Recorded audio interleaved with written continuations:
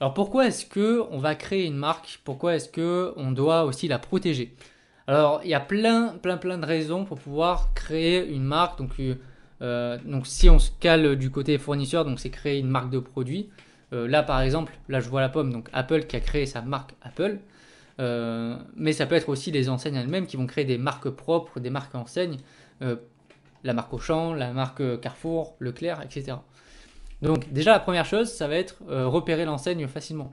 Quand vous êtes dans un rayon et que vous voyez bien sûr des pâtes Auchan, tout un linéaire dedans, donc vous savez très bien où est-ce que vous vous mettez les pieds. Quand vous êtes chez vous, vous allez ouvrir un paquet et que c'est la marque, une marque d'un grand magasin, et là ça va vous faire penser et vous allez avoir envie d'y aller.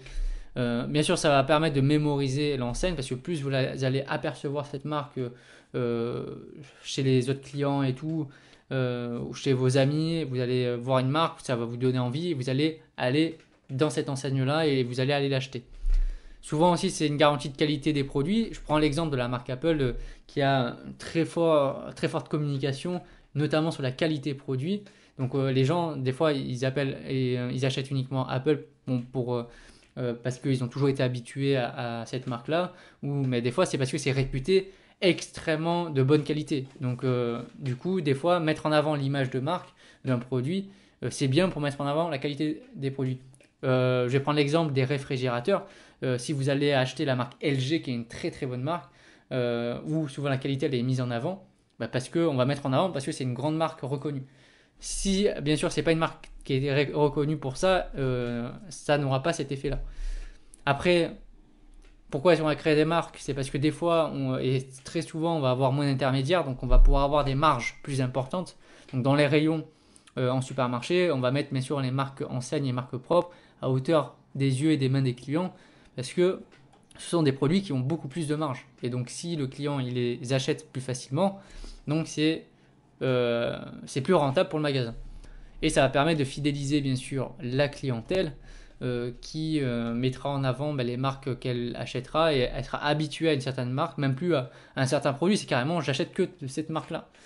Et ça peut être de l'auto-expression du client pour les marques de luxe. Donc là, c'est une marque Apple pour l'ordinateur, mais vous avez des marques de textile, de sacs à main, etc., de luxe, de parfums, etc., qui vraiment basent beaucoup leur marketing dessus sur la partie auto-expression. On va mettre en avant cette marque-là parce que on va ressentir quelque chose quand on va la mettre.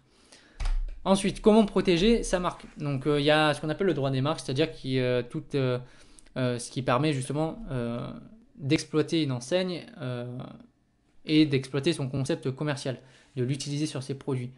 Donc, bien sûr, il faut protéger sa marque, sinon on peut nous la voler. Alors, première chose, il va falloir bien sûr avoir une certaine réflexion sur quel est le nom de la marque, quel est son logo, quel sera son slogan. Et c'est ça qui va pouvoir être protégé par le droit des marques. Il va falloir ensuite vérifier la disponibilité du produit. C'est exactement pareil pour ce qu'on appelle les noms de domaine dans les sites internet. C'est-à-dire pour avoir un site internet, il va falloir réserver un nom et il faut que pour pouvoir le réserver, il va falloir s'assurer qu'il soit bien disponible et qu'il ne soit pas pris par quelqu'un d'autre avant. Ensuite, quand vous allez faire votre demande de protection des marques, vous allez définir quels sont les types de produits, types de services, quel est le nom, le logo et le slogan qui seront protégés par le droit des marques.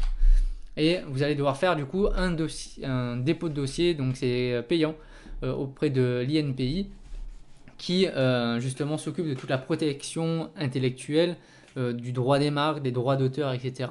pour pouvoir faire votre demande.